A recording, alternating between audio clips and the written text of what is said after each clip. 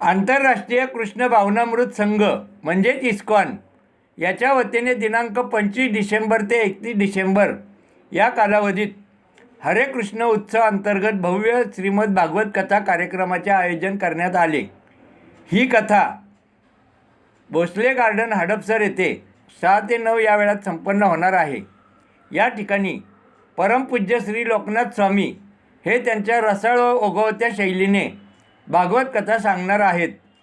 याच कार्यक्रमात सुमधुर हरिनाम, कीर्तन, भक्ती, नाटिका, प्रवचने, भव्य पारंपरिक सांस्कृतिक कार्यक्रम, दीपोत्सव, झुलन यात्रा, 56 भोग, नंदोत्सव, श्री महालक्ष्मी बालाजी यज्ञ असे विविध कार्यक्रम होणार आहेत। तसेच सर्वांना दररोज स्वादिष्ट भोजन महाप्रसादाचा लाभ होईल। नववर्षाचे स्वागत व्यसनमुक्त, सात्विक व आध्यात्मिक पद्धतीने करण्याचा संदेश यातून दिला जाणार आहे, असे केशव प्रभू यांनी नमूद केले आहे। हरे कृष्णा। आंतरराष्ट्रीय कृष्ण भावना अमृत संघ इस्कॉनच्या तर्फे भव्य दिव्य भागवत कथा हरे कृष्ण उत्सवचं आयोजन करण्यात आलेलं आहे। भोसले गार्डन हडपसर संध्याकाळी 6 ते 9 भजन, कीर्तन, नृत्य, नाटिका, प्रसाद, ड्रामा, शो आणि सर्वांसाठी मधुर असा प्रसाद।